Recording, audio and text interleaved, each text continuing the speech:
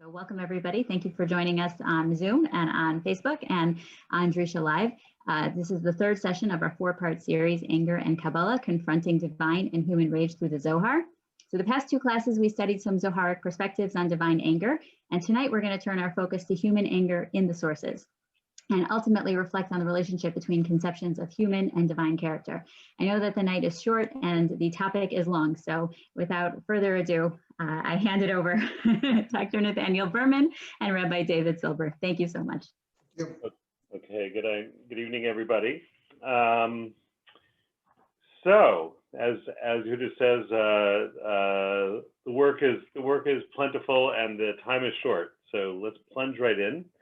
So over the last few years, there's been a lot of anger in the public sphere in our country and around the world, and a lot of discussion about different kinds of anger, who has the right to be angry, whose anger is legitimated in the public sphere, whose anger is viewed as delegitimating, and there's been a lot of discussion of that sort of thing. So it turns out that in the Western tradition, there's a lot of conflicting ideas about anger. Plato and Aristotle both felt that anger had its place and could be put to good uses, although it was also dangerous, can be put to bad uses.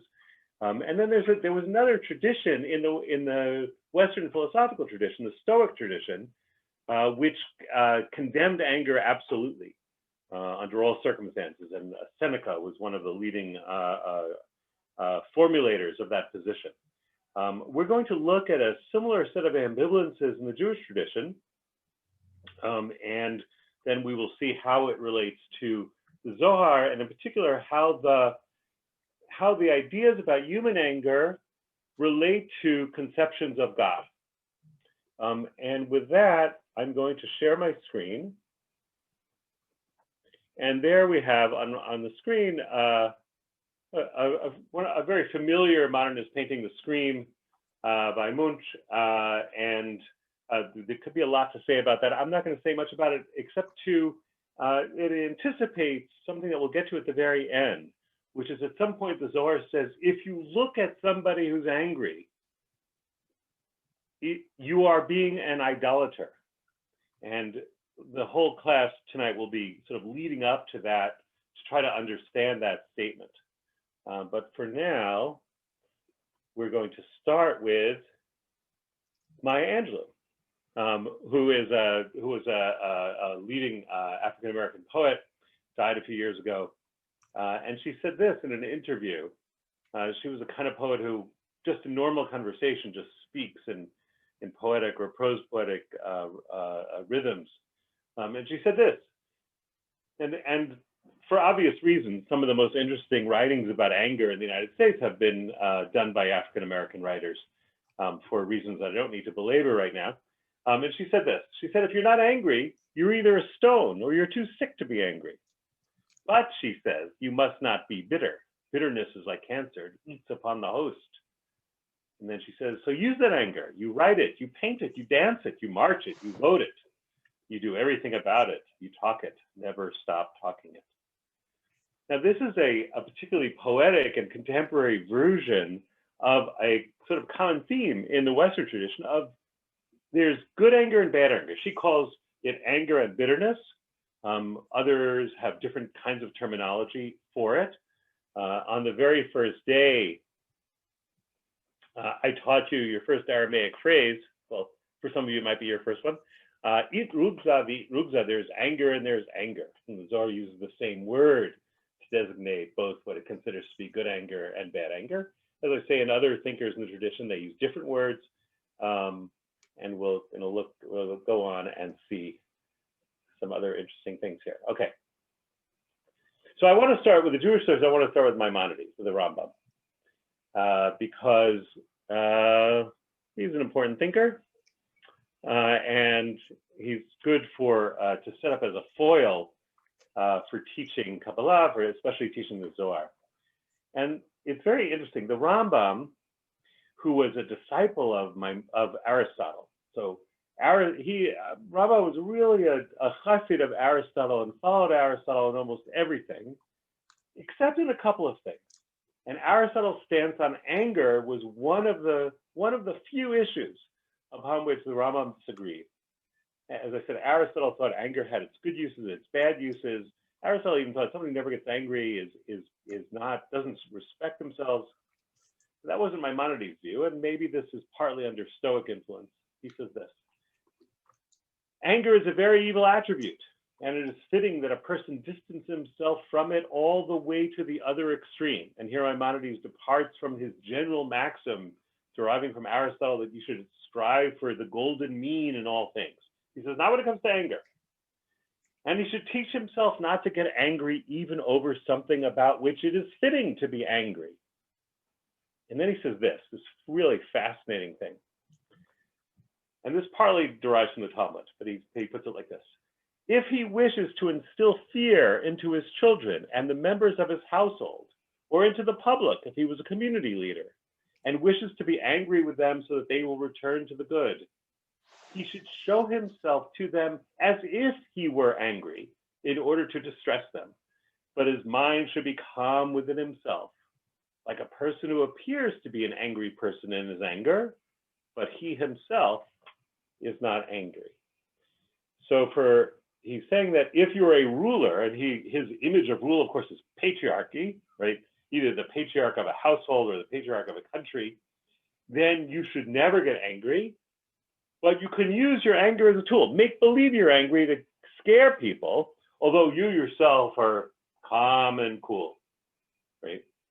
So anger is a terrible character trait for him, although it can be useful as a tool. And as I say, this is very striking and a departure from Aristotle, which usually the Rambam never does.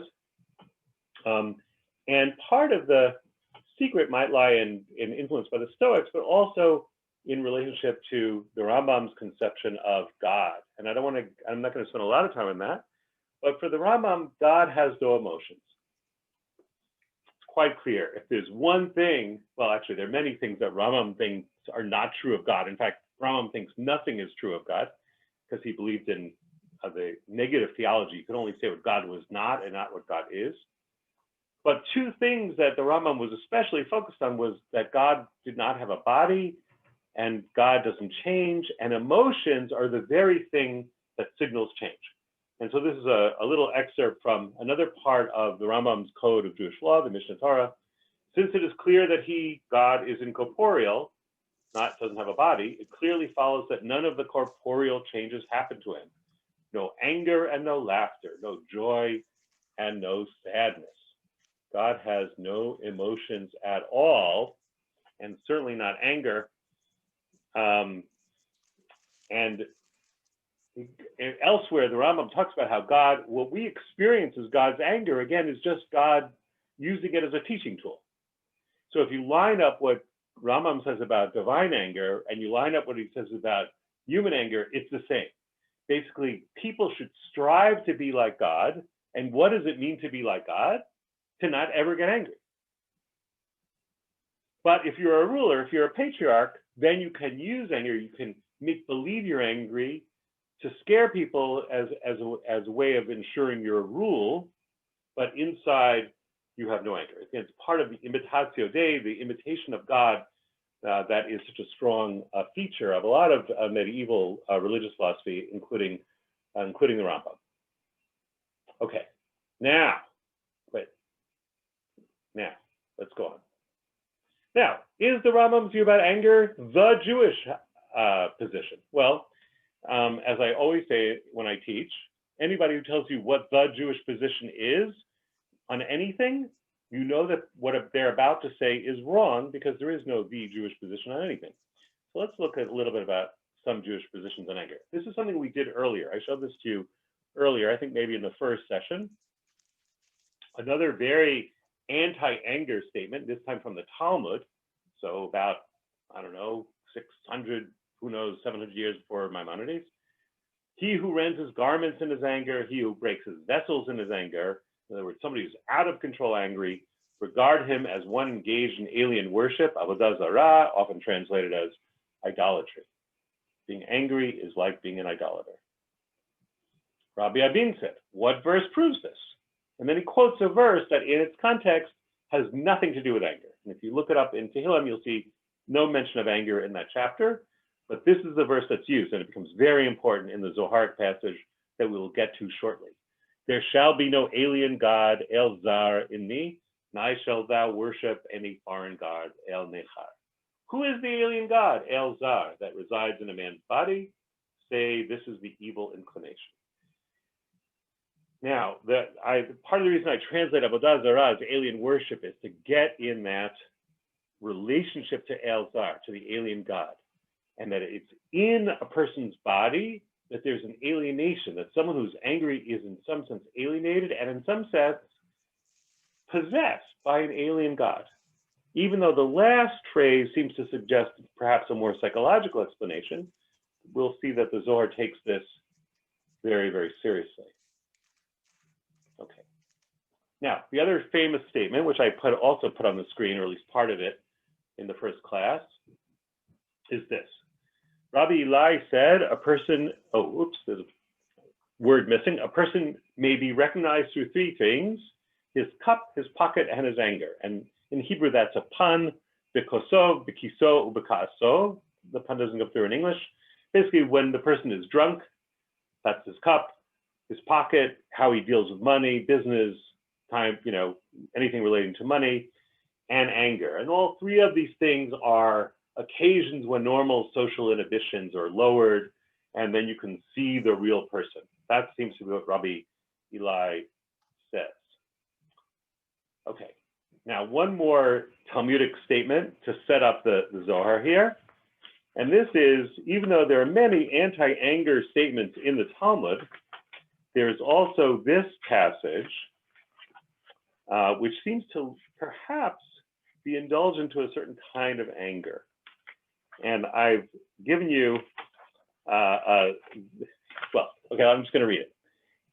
I'll read it first in Aramaic, just for the people who've recently arrived from Mesopotamia. And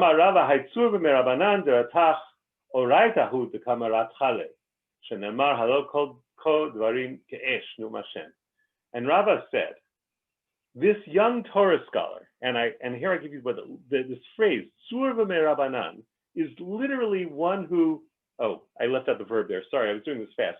One who is burned by the rabbis. We say in English, someone who's on fire with Torah, one who's caught the fire of Torah. That's literally what it means. One who's burned by the rabbis. And it means, it's idiomatic for a young Torah scholar, but this is very important. The burning part is really important. This young Torah scholar who is angry, and the word for anger here is deratach, which literally means who is boiling. It is the Torah that makes him angry, or that makes him boil. As it is said, is not my word like fire, says Hashem from Yirmiyahu.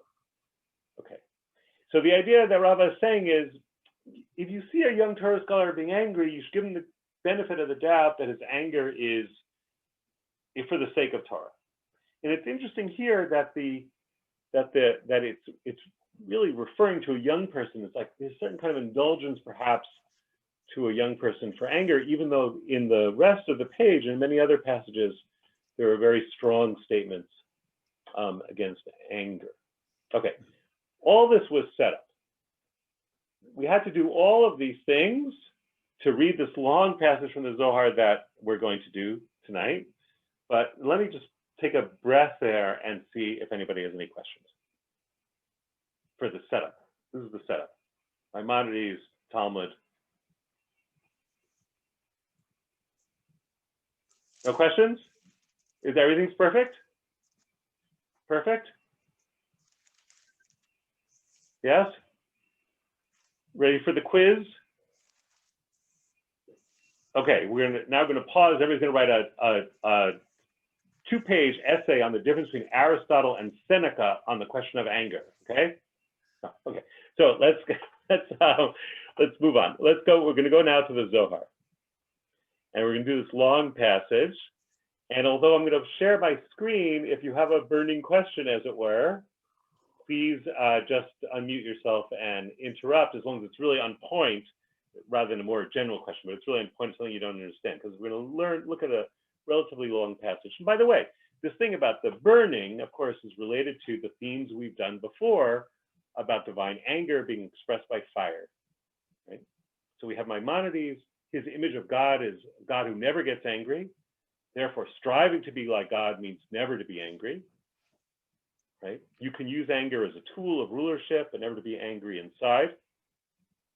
Right? We have seen both in the Talmud and in the Torah and in the Zohar that divine anger is a real issue, right? A real issue, right? And we even have that great thing in the Talmud of God needing help from Rabbi Ishmael to help in his struggle with anger, help in God, the divine struggle with anger, and how it's very a tricky business. And now we'll see it in the context of the Zohar's description of people. So first, I'm just going to start off with this passage, actually a longer version of the passage that there is anger and there is anger. I just wanted to put that back on the screen. There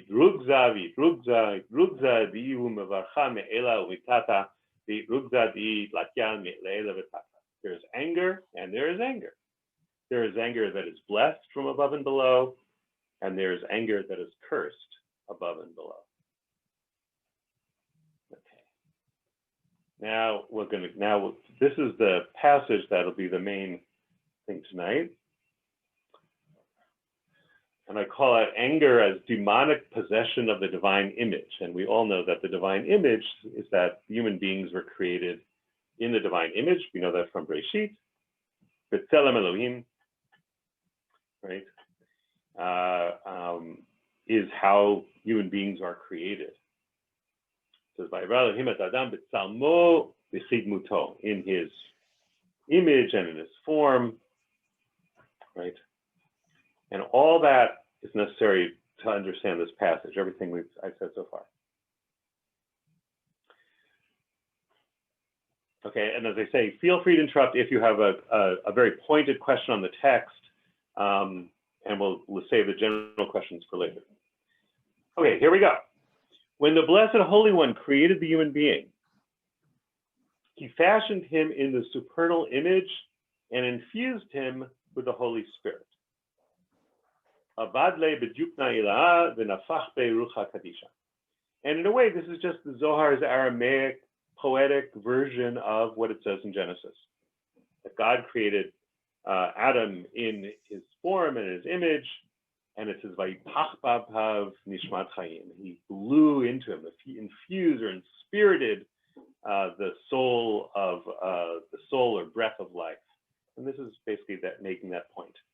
Except the Zohar takes it very, very seriously, right? This idea that human beings are created in the image of God, because of course the Zohar has a lot of imagination about what the image of God looks like and how it's structured. Okay, now we have a lot of responsibility, because if we are created in the image of God and have the breath of God in ourselves, okay, then what? But it turns out we also have agency. We also have freedom in some way. And it says this: if one conducts that holy soul, in other words, that soul received from God, into alien worship, and again, this is the Zohar's term here is puchana achara, which is just the Aramaic, well, it's really the Aramaic for avodah acheret, but is more or less a synonym for avodah zarah, alien worship. If one conducts that holy soul into alien worship, he defiles her. He meaning the person, her meaning the soul, and abandons the worship of his Lord. And it's an interesting thing here. The Zohar does use the word used here is Lord. I don't like translating any of the Jewish words for God with the word Lord, but here the Zohar's word really is Lord, the Mareh. Okay, and I say feel free to interrupt if it's a question about the text. Let's see what happens. Now, if question about the language, if we are looking at the, why is it Aramaic if it's written, I guess, in Middle Ages? Why is it Aramaic? because Yes. they wrote it in Aramaic. And now, why did they write it in Aramaic? As opposed to Hebrew, let's say. Yes, why? That's a very good question. A more general question about the Zohar. The Zohar is written in the late 13th century in Spain, where Aramaic, how shall we say, was not the vernacular. Why it was written in Aramaic? Well, there are many possible explanations. We don't actually know for sure. We don't have any written explanations. There are two most familiar explanations would be, one is that it's the literary conceit of the Zohar is that it's about a group of sages who lived in Palestine in the 2nd century, right? And the Aramaic is supposed to give it that flavor, so that would be the vernacular. Mm-hmm. And so they writ as though it was written by them in the 2nd century. Like Cervantes. Yes. Now so that's one possible explanation. Another possible explanation is, well, there are many. That's the main thing, and it's clear that the Zohar writers, the authors of the Zohar, that they felt Aramaic to be a very poetic language, and we could say a lot of specific things about the particular form of the Aramaic that they use, which I'm not going to go through now because it would take too long. But there's been a lot of very close attention to what kind of Aramaic and its particularities. But it's quite clear that they did experience it as a poetic language. If you look at the Hebrew writings of some of the authors of the Zohar, you'll see that the Zoharic writing surpasses the Hebrew writings in poetry and style and sort of sublimity. So that's a short answer to a very big, issue. Okay, if we see a person, how can we determine whether to approach him or avoid him? By his anger, he is really known and recognized for who he is. Now, so far, this sounds just like the Talmud, right? A person is recognized, Adam nikar b'ta'aso. A person can be recognized through their anger, right? So far, perhaps it is very, very similar to that Talmudic statement. But then we're going to go in a different direction. Sorry, could I still ask a question? Yes. On the previous two slides, when is rucha used and when is nishmat used? Because then the two slides, first it's ruach and then it's neshama. So yeah. If this takes you aside, we can, but I'm just curious that the two texts use both those different terms. Yeah.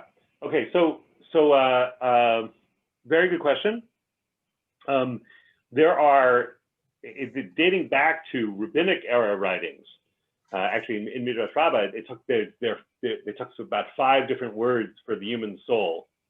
And in Midrash Rabbah, they say, well, they're really all synonyms. In the Middle Ages, especially in Kabbalistic writings, they start to differentiate between what these different words mean. And in the Zohar, there are really 3 words that are really important: nefesh, ruach, and neshama. Interestingly, there is no overall word. So there's no word that includes all of them. Now, in some Zoharic passages, they really do differentiate them. And usually those passages are where they talk about the 3 soul levels, nefesh, ruach, neshama, right? But since there's no overall word, in passages where they're just trying to designate the human soul generally, they'll use one of those words because they have no general word. And sometimes in some passages, and as you noted, they seem to use them interchangeably. So it's a very interesting thing, and I think it actually says something about the Zoharic idea about the human soul, that it's always a work in progress, since there is no substance that is the overall substance or the substance to which these other things attach. It's all about unifying them. It's all about unifying them, and in a way, the Zoharic conception of the human soul is just like its conception of God. It's all about a movement towards unification without a substance that includes them all. And yet they shied away from a term. They have no overall term. It's really a very striking feature of Zoharic anthropology. Okay. It makes sense that they don't have an overarching term because if you look at all sorts of modern psychological systems, there's no overarching term. And there can't be. We're heading towards some kind of integration, but who's going to actually get there? I totally agree. I think this in a way reflects an almost physical reality within the human mind. I completely agree. I mean, I think that there's a convergence between certain Zoharic conceptions of the human being and existentialism, for example. But if you look at the ancient philosophy, it really is, it's also a machloket between Plato and Aristotle. And Aristotle criticized Plato for not having a substance to which all the different parts of the soul would be attached. It actually goes back to a Plato-Aristotle difference. We don't have to talk about that right now, but it's an interesting feature. Anyway, okay. If in a moment of anger. So this is how you can, this is what happens. So now we're having a shift. We're going to have a shift now from the Talmudic idea that you can tell who a person really is by seeing them when they're angry. This is a very different idea. And I think this is a much more existentialist idea. If in a moment of anger, he maintains that holy soul, not uprooting her from her place so as to supplant her with that alien God, this is a fitting human being. This is a servant of his Lord. This is a consummate man. Now, here we have an interesting thing happening, right? It's not so much, and this goes to your comment, but it's not so much that when a person is angry, you can see who they really are. Instead, it's when they get angry, they have to make a choice. That somehow anger is a moment of opportunity or a moment of decision. If in a moment of anger, he maintains that holy soul, not uprooting her from her place, then this is a fitting human being. This is a servant of his Lord. This is a consummate man. But the danger is that in a moment of anger, the person may supplant his soul with the alien God. Okay? This is close to the Rambam, isn't it? As an ideal. Well, not quite, because the Rambam says you should never get angry. This says As an ideal. Well, no, but not, well, it's an interesting question, right? The interesting question, because here this says not that you shouldn't get angry, but that when you're angry, you have to now make a choice. You can keep your holy soul, or you can replace it with the demonic other God, right? And this goes along with this idea of there is anger and there is anger. So let's look. But there is some of that. I mean, I wouldn't dismiss what you're saying altogether, because we'll see that there's an ambivalence between this conception and an anti-anger conception. So let's look at this. Let's just see what's going on here. Now, keep in mind that for the Zohar, when they say alien God, they really mean the devil. Sama'el, the sort of embodiment of the Sitra Achra. And if that person does not maintain the soul, uprooting the supernal holiness from its place in order to supplant it with the other side. Now, the other side is the main Zoharic term for the demonic.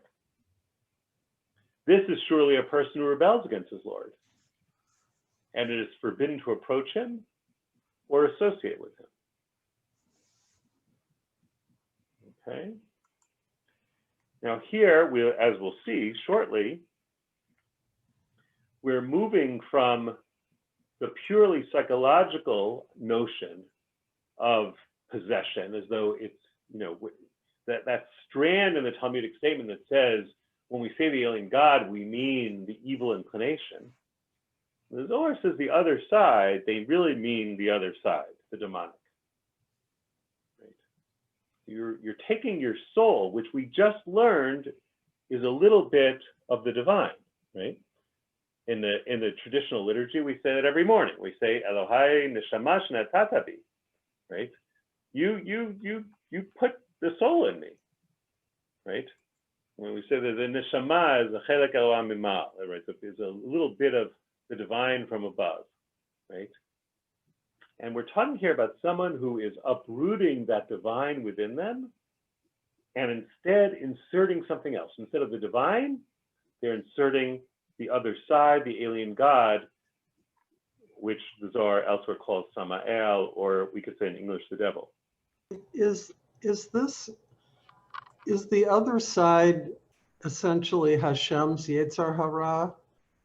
Well, that is, that would be a that's the kind of heretical interpretation that I very much favor, right? In other words, that the other side is the other side of what? It's the other side of God. And we saw in the last two classes that the demonic emerges from the divine. And the origin of Sama'el and Lilith, the male and female devils, is as a crystallization or consolidation of divine anger. Right? So what you just said, Beth, is very much the direction that I go with this. Right. Dr. Berman, yes. Are there some guide points to ascertain where a person is going in regard to the placement of their soul within their expression of anger, if they've relinquished it or kept it in place?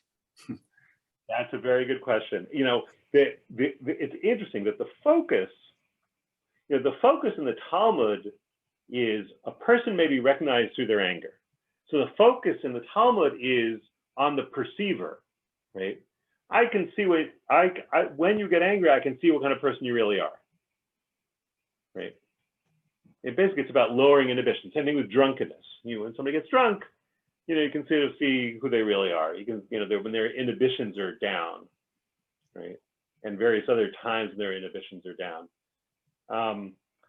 The Zohar shifts the focus. The Talmud is also obviously focused on the angry person themselves, but the focus in that statement is on the perceiver. The Zohar's focus is very much on the person themselves, is that somehow the moment of anger is a moment of choice. And that's why I think of this as, very, very close to the spirit of existentialism of that moments of crisis are moments of choice. That somehow in the moment of anger, precisely because the bonds holding you together are loosened, right? You really now you can make a choice. And normally day to day, you're just doing your thing. You're more or less automatically, you are who you are. You're not choosing, at least not consciously, you're just doing your thing.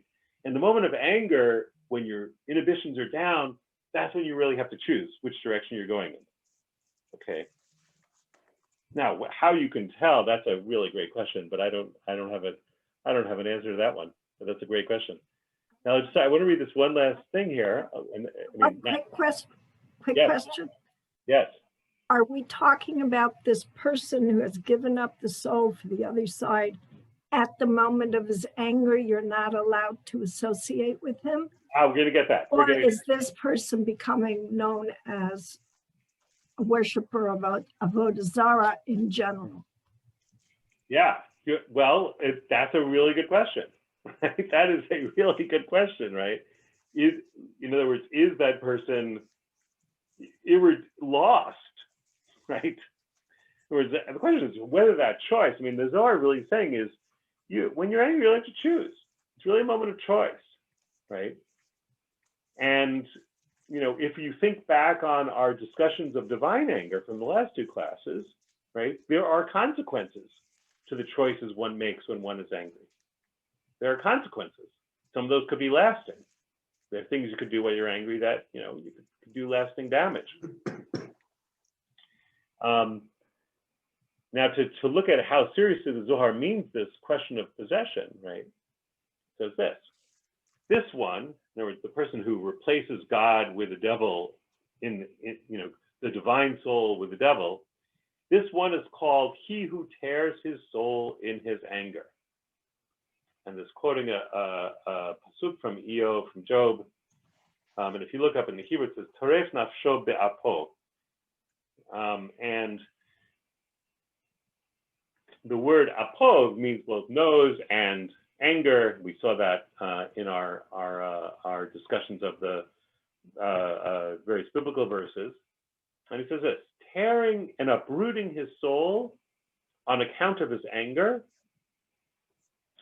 and enabling an alien God to dwell within him.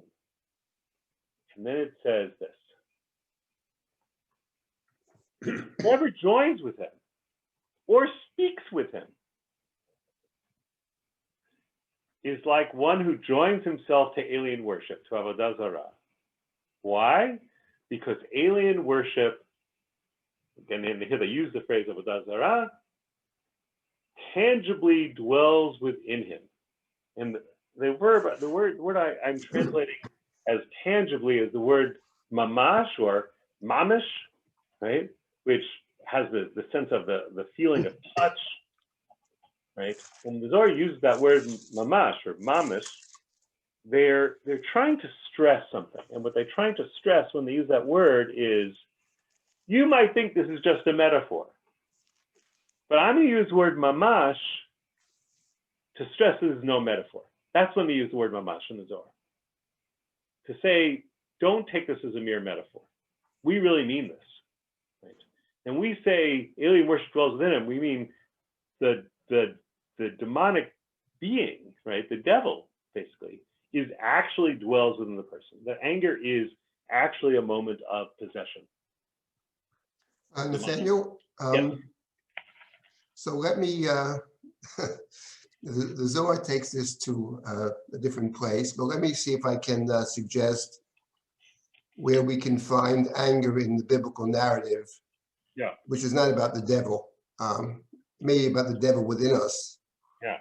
but it's not about a kind of external devil. And it strikes me that in the book that we're presently in the midst of, which is the book of Bereshit, Genesis, there is one story about anger, actually, which anger actually frames the story. And the story I'm referring to is the story when Yaakov has to run away from home. Yaakov has taken the blessing of his brother, and Esav is considering killing Yaakov, and Yaakov runs away. Before he runs away, he speaks first to his mother, speaks to him, and then his father. His mother says to him, go away for a few days, and I'll read the text.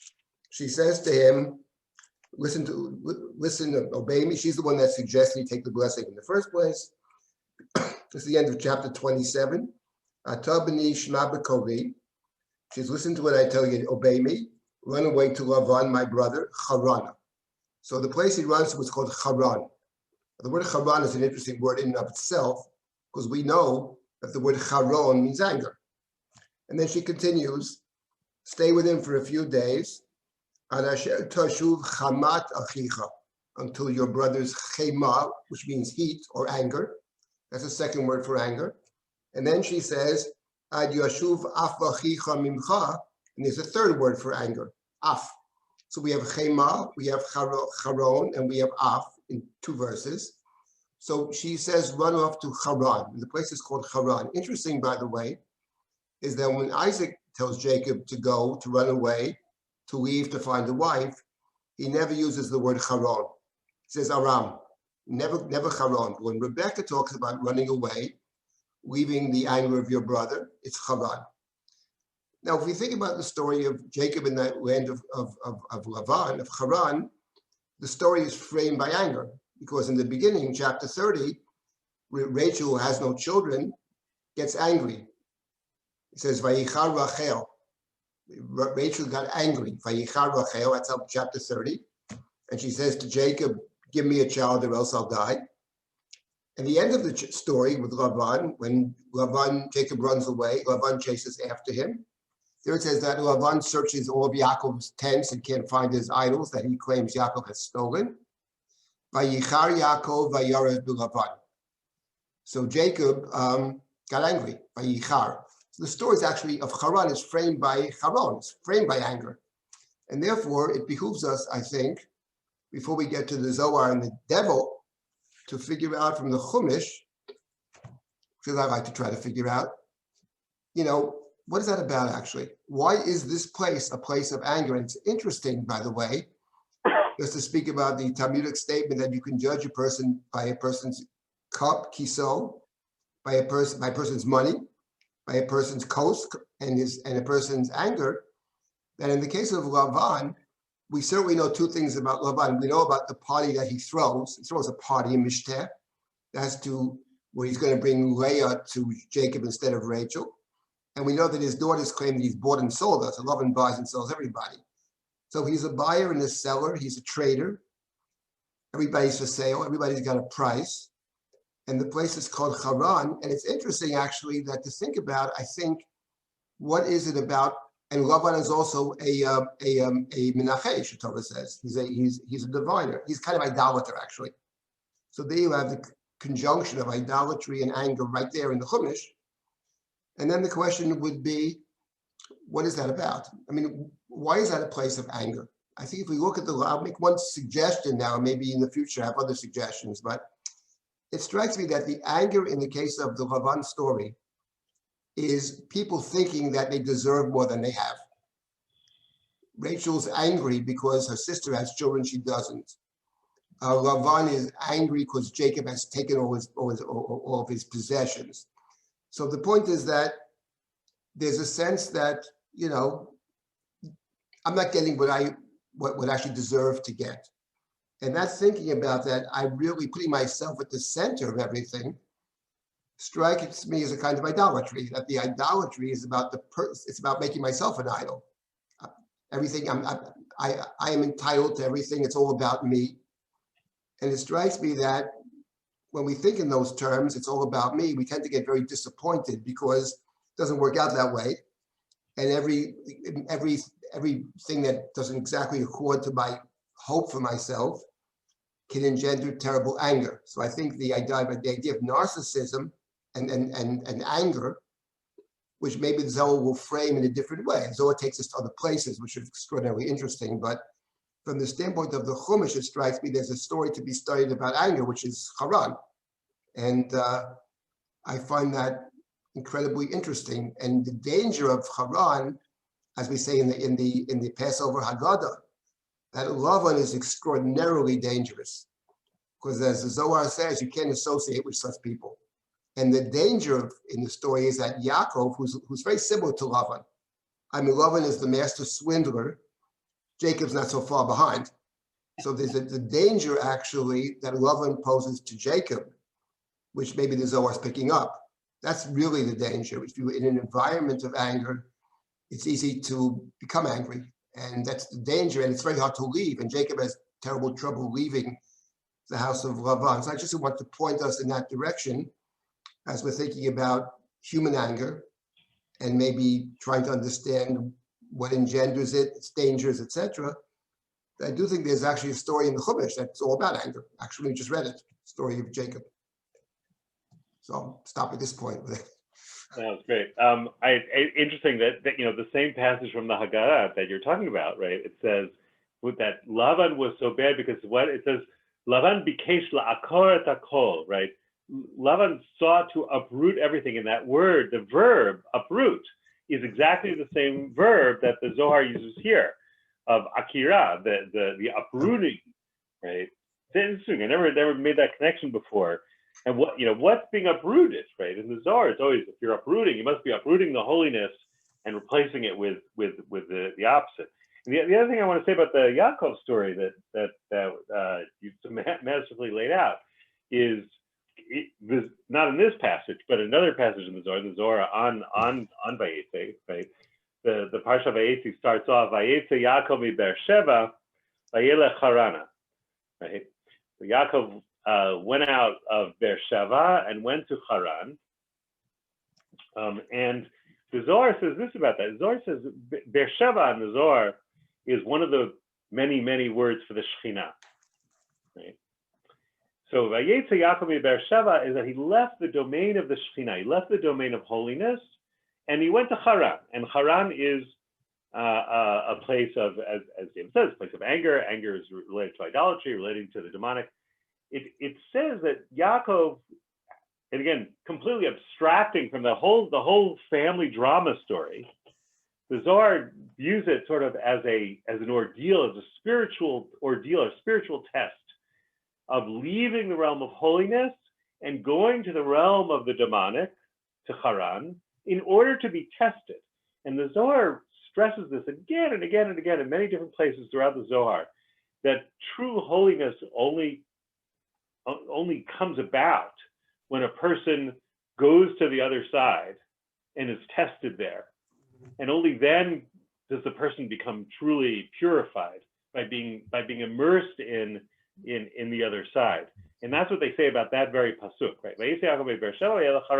And it goes through a bunch of biblical heroes who all underwent an ordeal like this, and some of them failed and some of them succeeded. So this says Adam failed, Adam sinned, right? Noah failed because when he came out of the ark, he got drunk, and that it was viewed as a going off to the demonic side.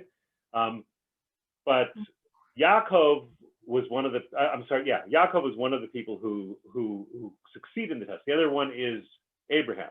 It says Vayer et Avram Mitzrayma, Vayal Avram Mitzrayim. He went down to Egypt and he came up from Egypt. And again, the Zohar abstracts from the whole story and the famine and all that. It's just about, why did he go to Egypt? Nothing to do with the famine. He went to Egypt in order to be tested there. And the only way to truly achieve a higher level is to go down. And in later, centuries later, in Chassidut, right, the notion that you have to descend in order to ascend, Yeridah Tzorach Aliyah, becomes one of the central ideas of spiritual journeys in early Chassidut. And that notion is an echo of the Zoharic notion of needing to be tested, needing to go down. In some Hasidic writings, it's a very psychological thing that there's a moment of depression or of regression before you can make the next move forward, and then it has some psychoanalytic parallels as well. But it's interesting. David brings up the story of Yaakov going to Haran. This is a very central, very, very key story in the Zohar for this process of being tested, and relating it to the theme of anger. This notion that the ordeal of anger, and this is how it sort of departs from the Rambam, although there is an element of that. It's that anger is this moment of testing, of opportunity, of choice, right? That is important, right? And so Yaakov had to leave Beersheba and come back to Haran. And the Zohar says that about Eov, about Job. It says that Job, actually there's one passage about Job in the Zohar where it says, you know what Job's fault was? Job's fault, and why he was punished, the Zohar says, is because he didn't want to engage with the other side. He wanted to be Mr. Clean Hands, right? And he made his part, he made a mishteh, and he didn't give the devil his due. He didn't leave any part for the Sitra Achra. He only wanted to be pure. And for the Zohar, you can't be pure without engaging with the other side. You have to engage with the other side, otherwise you're just half a person. But the wholeness means engaging with both the divine and the demonic, the left and the right, and so forth. Now, it's interesting, given what I just said, that we're now going to look at a paragraph. This is the next paragraph in the same passage that contradicts that. Again, talking about this person who's angry and goes into the demonic. It says, for he has uprooted supernal holiness from its place and supplanted it with an alien God. And again, remember, the Zohar here is playing with a Talmudic statement and taking it into this other kind of worldview in which the struggle between the demonic and the divine is very real. It goes on a macrocosmic level between divine and demonic beings, and it goes on within each person as to whether you are tending your holy soul, your divine soul, or whether you're replacing it with a demonic being. Now, here, look what it says now. As it is written of an alien God, Elzar, do not turn to the idols. And literally, the pasuk is from Vayikra. It says, Al tifnu el ha'elivim. Literally would mean don't face the idols. I mean, in context, it means don't turn to them. Don't turn to them for religious worship. But literally, it says don't face them. And the Zohar says, in the same manner, it is forbidden to look at his face. It's forbidden to look at the face of this angry person. Right? And what the Zohar says, and I deleted that last line, is that if you look in the face of a person who's angry in this bad way, you yourself are an idolater. So the Zohar shifts the focus from the Talmud says, someone who gets out of control angry should be considered as an idolater. The Zohar says, someone who gets out of control angry is not an idolater, he is an idol. He is a demonic being. And someone who looks at such a person is an idolater. Do we get that? The shift in emphasis from saying we consider that person an idolater, and then the Talmud says, yeah, because once you get out of control and you give yourself over to your Yetzer Hara, your evil inclination, the evil inclination will say, do this, do that. You start doing everything. In the end, the evil inclination will say to you, go worship idols, and you'll go worship idols. So the focus is on the angry person who's so out of control, they're capable of doing anything, even worshiping idols. In the Zohar, it says, the focus shifts. The person who's out of control angry is themselves a demonic being. And the Zohar says you're not allowed to look at them because it's as though you are worshiping an idol, a demonic being. Now, the Zohar says this, Asil yistaklaban poi, right? It's forbidden to look at his face. And the first time I read this passage, which is some years ago, I thought it sounds like something that must have a rabbinic source. And I sort of been hunting for a rabbinic source. There must be some rabbinic source. It just sounds like a halachic pronouncement. It's forbidden to look at an angry person. But no, the Zohar is making it up. It's doing this thing. It's giving a halachic pronouncement. It's forbidden to look at the face of a person who is in this way, out of control anger. Because it may be making it up, but it does appear in the Torah. It's curious, actually, that the Torah speaks about not seeing God's face or seeing God's face. That we have. Riyat panim, you can't see my face as God. No human can see my face. But there are two stories, to the best of my knowledge, since you mentioned it, twice in the Torah we have a person seeing someone else's face. The second time we have it is when Yaakov returns from Lavan's house and he confronts Esav. And he says to Esav, I see your face, he says, as seeing the face of God. Early, when he wrestles with the angel, he's face to face. I have seen God face to face and lived. And then he meets Esav and says, seeing you, it reminds me of the angel. Maybe he needs forgiveness from Esav, he's mistreated Esav. But what is very curious, I never thought of this before, is a verse that appears before that. In the beginning of chapter 31, it says, after Jacob has become very wealthy, manipulating the flocks of Lavan, Vayar Yaakov et Pnei Lavan, V'nei einenu imo kitmo shilshom. He hears the sons of Lavan speaking against Jacob. With Lavan, you can't read him, but he sees his face, and he realizes he's angry. There you have an angry person. Lavan is angry, because he thinks Yaakov outsmarted him, outmanipulated him. And seeing the face of this man, which Jacob takes as being very dangerous, that actually propels him to actually run away. He actually runs away, steals away in the night. So there you have, and to the best of my knowledge, the only place where you see an angry face, and it's actually Lavan's face, which fits in well with what I suggested before. And again, whether it's how to read that exactly is not clear to me, but certainly Jacob is very frightened when he sees it, and he has to get out as fast as possible. And that's, again, very interesting. Anyway. And it's fascinating, right? This idea that this pronouncement by the Zohar, in light of what David just said, it's fascinating that in general in the Torah it says, God says, Lo yirane et adam v'chai, a human being can't see me and live. Right? If you look, implying that if you look at God, you'll die, right? Although, as David points out, there are other verses that talk about seeing God, and certainly it says that Moshe talked to God face to face, and so forth. And here we have this prohibition on looking at a person who's angry because they become possessed by the devil, right? It's an interesting notion that the two beings you can't look at are God and the devil. Very interesting idea, right? that this would be that there would be a similar approach. It's fascinating parallel there. And as you say, David, the parallel here with Jacob's looking at the angel, Jacob's looking at Esau. That's brilliant. It's great, right? And which way that cuts, right?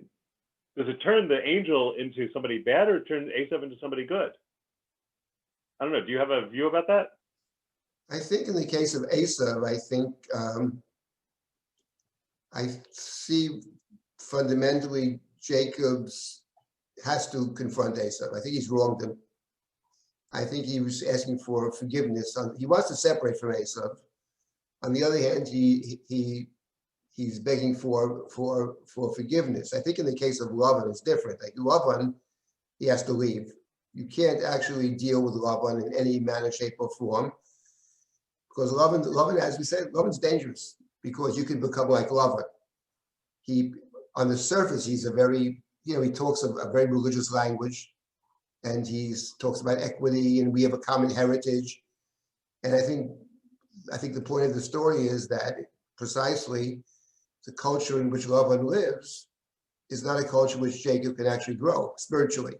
As Jacob says later, in Lavan Garti, I was a foreigner, and he only realizes it later, but that wasn't my place. Yeah. In certain places, just you can't go there, even if we accept what you said about having to struggle. And certainly we grow from the struggles, but maybe you got to pick your struggles. He's in a very dangerous place from which he goes eastward, which no one ever returns from the east, outside of the condemn. So, yeah, I think that what the Torah is suggesting perhaps is that Jacob has put himself, one might say, in a situation due to his behavior where he has to try to work all this out. And the Torah is, I think, emphasizing the tremendous danger in which Jacob finds himself.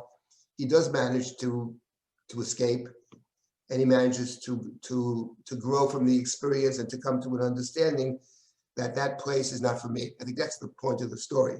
Yeah. Having left it, he says that this is not my place. I don't want to function this way. I don't want to be self-absorbed, leads to anger, leads to all kinds of other things, manipulation.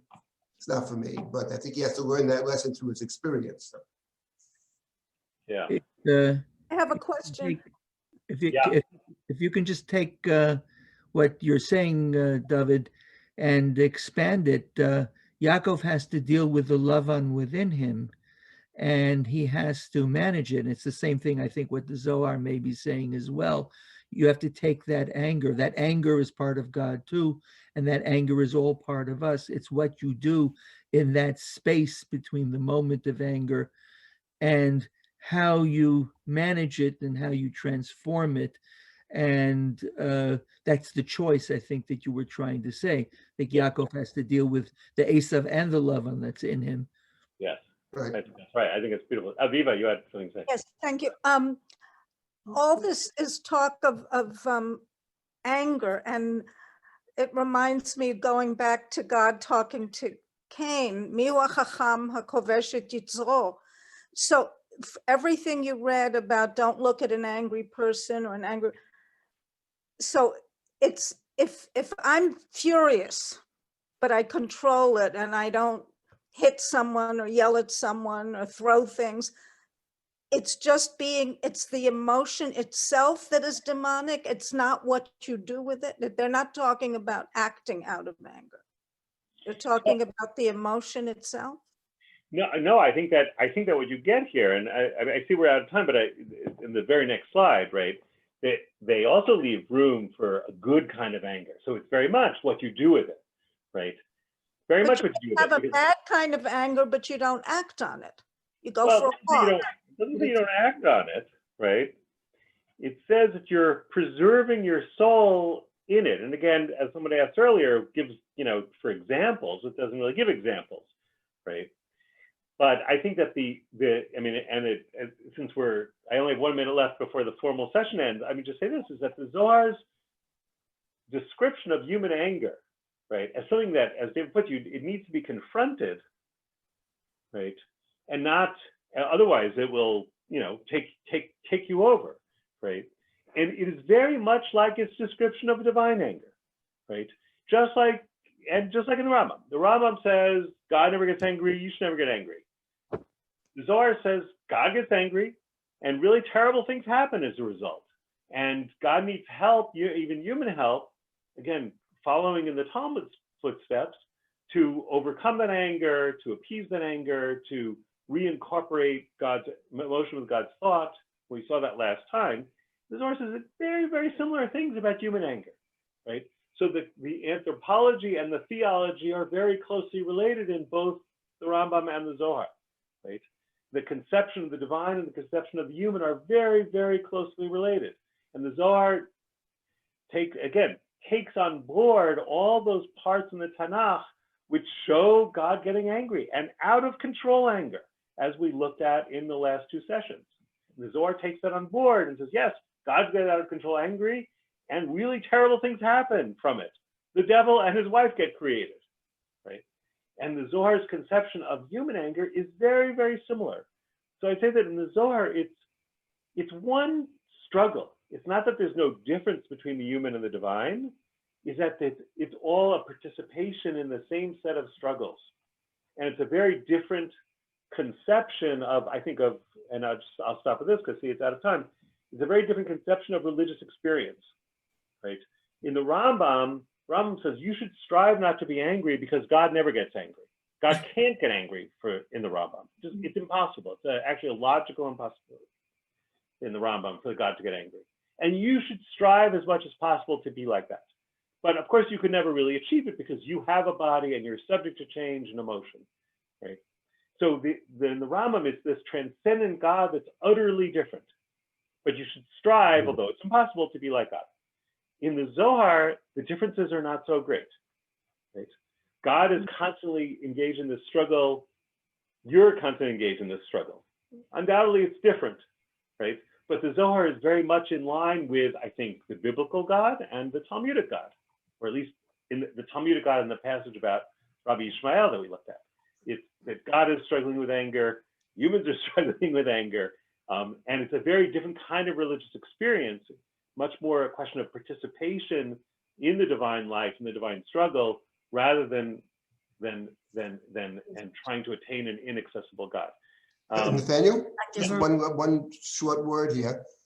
Aviva pointed us, I think, in a very important direction, and we can't deal with it now, but the story of Cain and Hevel is very striking, because first of all, that's the first person to get angry.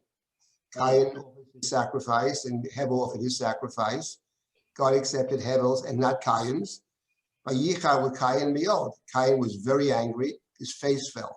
And then God speaks to him, what are you angry about? If you do good, you'll be okay. If you don't, you'll fail. And then Cain kills his brother. So there you have actually someone who gets angry, and you have God telling him, don't be angry, which is exactly our topic. And he doesn't listen, and he takes the next step, which is to eliminate his competition, essentially. And there it actually fits in with what I said before about Magia, we would say in Hebrew, why accept his sacrifice and not mine? He had the idea first, So I think that's very interesting. And there it's actually God intervening. Of course, the biblical God is light years away from the Rambam, obviously. But the point is, the Zohar is in sync with the biblical God. God gets angry all the time, but here we have God chastising, actually, and saying, you have the ability to overcome it, right? What are you angry about? Because if you think about it, you can actually deal with it. Maybe the anger can even help you, maybe to kind of improve you, to do good. Just do good and you're going to be fine. Don't worry about the other guy. He kind of doesn't listen, as we often don't do. But I think that's an extremely interesting story. There you have actually anger and God reprimanding. So I think that's something to think about, maybe for next week or whatever, wherever Nathaniel takes us. But anyway. So we're at the end of the formal session. I'm willing to stay on the screen for a while if people have more questions, but I know that some people may have to leave. So if you want to go, see you next week. If you want to stay, I know I'm happy to stay for a while. Dr. Berman, I have a question. So, and to follow up on what Chaim was saying about the divine source, this divine anger or God's anger, I think if perhaps I suggest a rereading or retranslation of the creation of man in chapter 2 of Bereshit, when the divine author says vayipach be'apav, how about translating that? And he blew in his anger. Whoa. Whoa. Not in his anger, no, but with anger. That is, he is the source of the anger that humans have.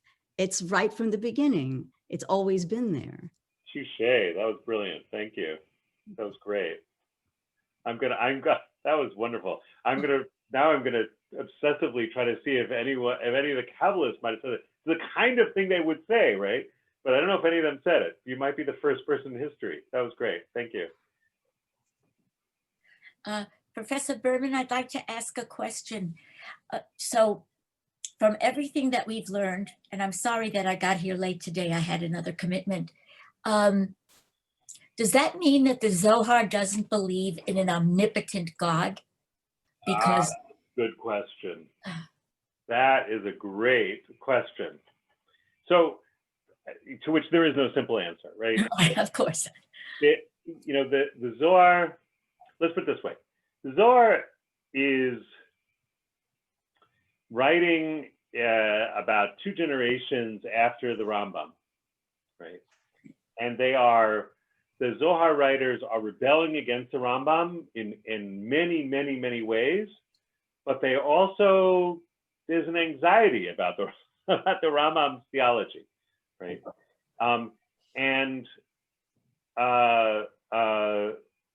The bulk of Zoharic writing is really devoted, the passion of Zoharic writing is devoted to the drama of ruptures within the divine, how that comes about, and how they can be healed. And most often it takes the form of ruptures between the male and the female personae in the divine, mostly between the figures called the Kadosh Baruch Hu and the Shekhinah, right? And that's where the real passion of Zoharic writing is. On the other hand, those Zohar writers are also mystics, and they also talk about the utterly transcendent, mysterious God, right? And an important thing to remember is that the Zohar, current scholarly consensus of the Zohar is written by a number of different people whose relationships are unclear. And so passages are not necessarily consistent with each other.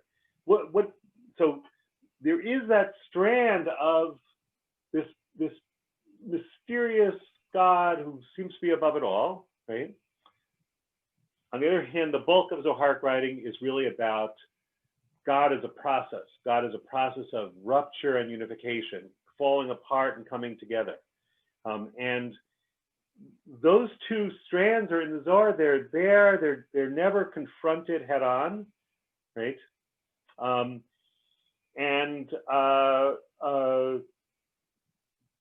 There is no single answer to your question. Certainly, all those passages about the ruptures in the divine suggest that God is not omnipotent, and the passages we studied in the last couple of classes that show how God gets out of control with anger, and as a result, and we went through those passages, Sama'el and Lilith get created, right? Who then become opponents of God. And there is a struggle, and human action is required, to take sides or to undo this thing, right? And God is in need of human action, right? And the whole idea of tikkun, which became famous later, right? The whole idea of tikkun in the Zohar is, what is the tikkun of? It's tikkun of God. Human beings performing tikkun on God, right?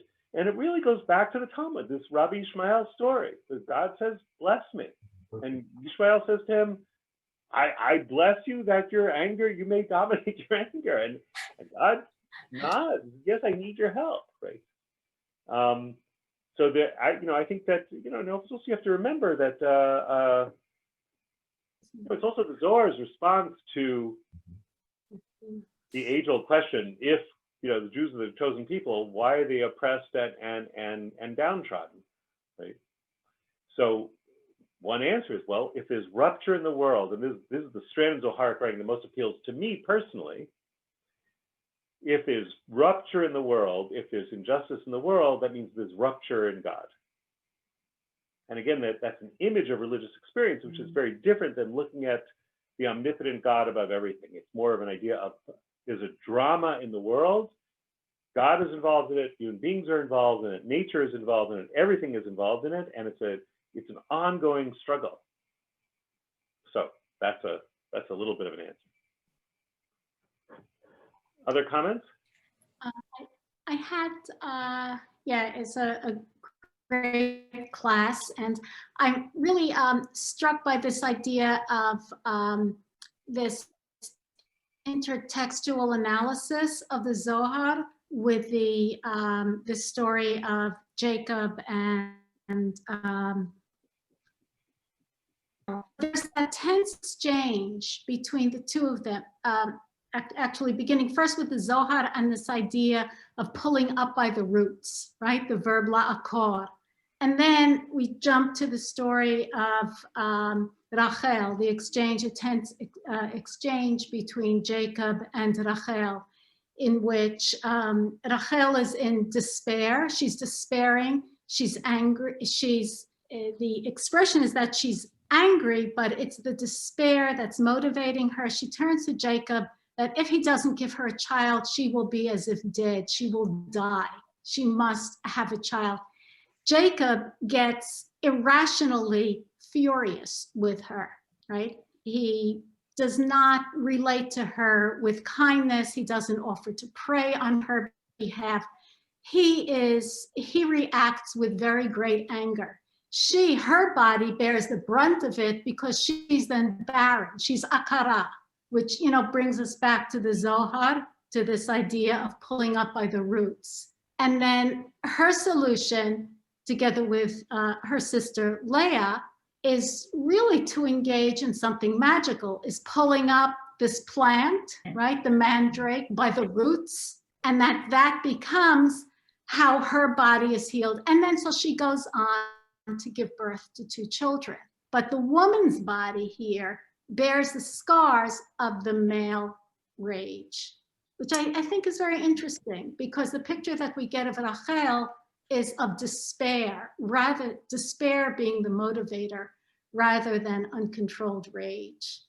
So if you could speak a bit about how our, the male figures and female figures, right, are caught up in this idea of rage and despair and who owns which emotions. Nice. I don't think I would formulate it exactly that way. I mean, I think it's true that Yaakov gets angry, and I think that's problematic. In fact, the tradition takes him to task for that.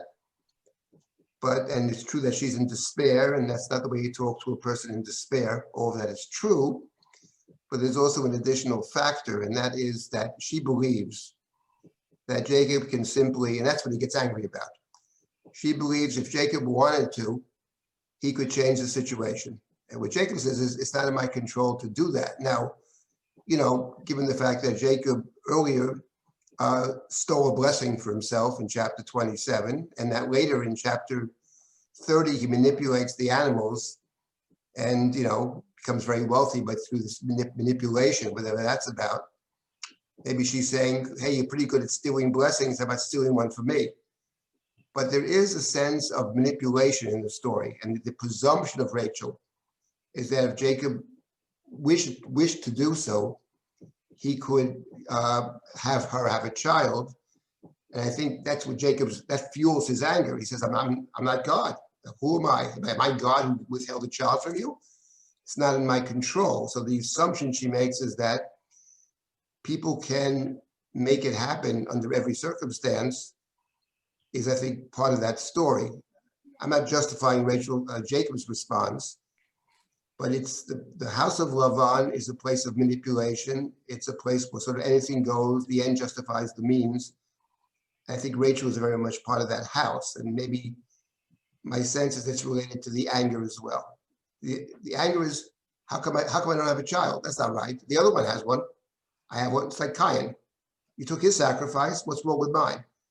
the sense of entitlement, I think, and then the disappointment when our expectations are not met. That's, I think, what often fuels the anger. I think in that story, that's what fuels the anger. I think that's a problematic culture where people feel that they're entitled to everything. If they don't get it, there's enormous rage. I think we've all seen that in this country over the last many months. How somebody who feels that he's entitled to everything for whatever reason, I can't fathom why, then gets furious at anybody who suggests otherwise. And I think that's actually very dangerous. So I think the Loveland story, to me, is a very complex story. There's blame that goes around, I think, but I don't think any person comes out clean from that story. I mean, I think that, I just wanted to add to that. I think the other aspect that I think Carol's question or Carol's drash there points to is that, one of the problematic aspects to the Zohar, and despite my love for it, I'm fully aware of its problematic aspects, is its gender images, right? And it's quite clear that the left side of the cosmos, of the divine, of human beings, is associated with judgment and with anger and with the feminine, right?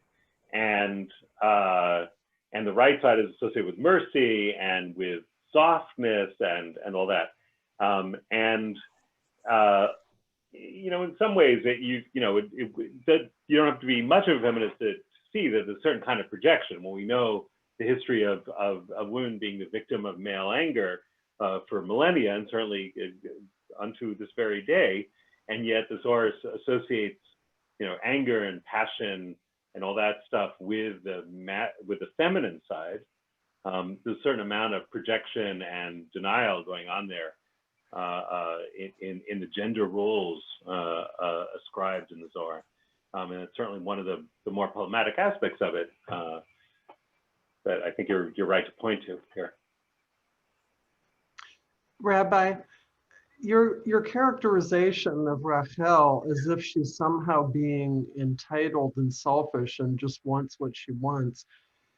Any woman who is in love with her husband wants to have his child.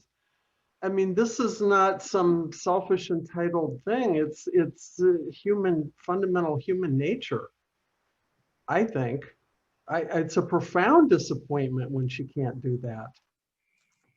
I would say two things about that. First of all, the Torah never suggests she loves him. The Torah says he loves her. Let's start with that.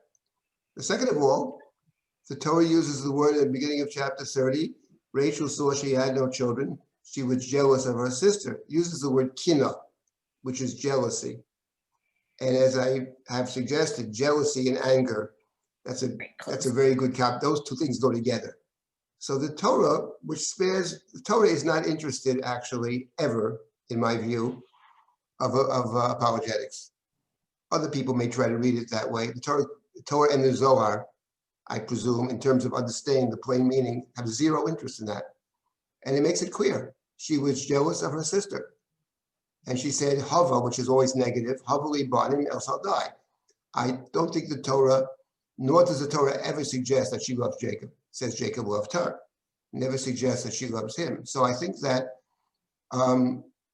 the Torah is allowing us to see Rachel from a less than perfect standpoint.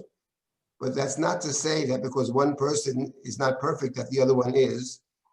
It's a story where the story of Jacob and the family in the house of Lavan, which is a unbelievably painful story.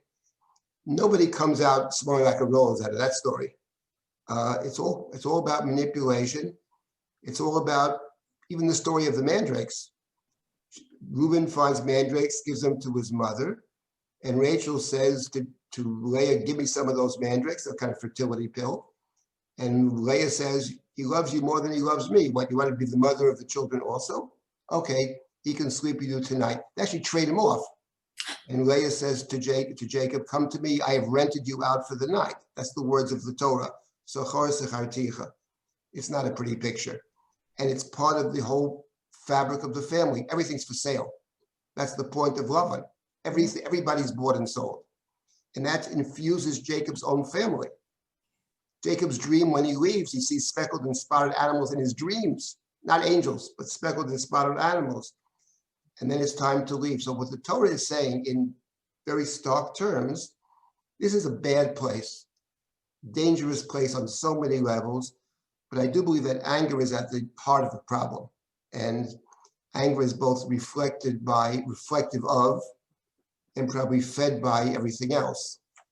People are bought and sold. People have all kinds of expectations of life, which are never met.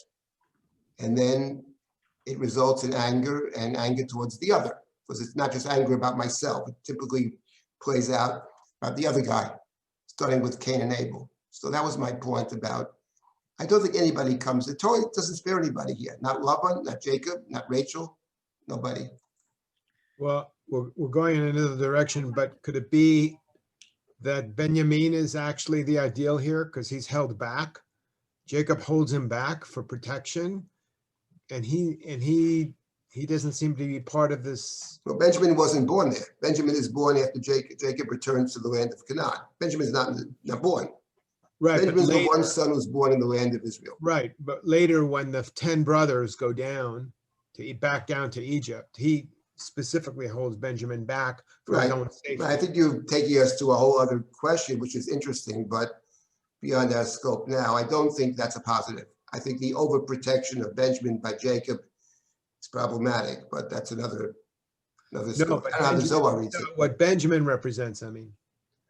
Yeah, Benjamin represents a kind of innocence, I think, in the story. He's an innocent, that's for sure. He never does anything. He never speaks in Genesis, by the way. Benjamin never says one word in the book of Genesis, never talks once. So he's a passive figure. He's an innocent figure. He's not involved in the give and take of the family. And you can preserve your innocence in this world if you don't get involved. When we get involved, that's another story. Then, if you live life with other people and there's a give and take, nobody comes out totally innocent. That's the way the world has been structured. And the world has evil built into it. And the Zohar, of course, understood that very well. I mean, Maybe we have time for one more question and then we can call it a night. Is that okay? Yep. Okay. Judy, I guess you have the last question. I agree with everything, David, you've been saying. And yet, before this shiur, I was thinking about anger, human anger, my anger. And I realized that we're not at all touching on something I'd been thinking about, which is that anger psychologically often comes out of pain, out of being hurt. You said disappointment when you feel entitled, which is a negative kind of description, but sometimes it's really valid pain. Someone has hurt you, and rather than showing your vulnerability, you get angry to cover that vulnerability. And I was thinking of that in relation to God and his relationship to not only Am Yisrael, but humankind, and the expectations of love, of some kind of response from human beings that he's not getting. And that kind of pain can cause anger. Right. It ruxa. Like this. So maybe we'll pick that up next time. Maybe Nathaniel will take us to other places. Who knows? But we'll see. I will tell. Thanks so much. I will tell indeed. Okay. Oh yeah, Chodesh Tov.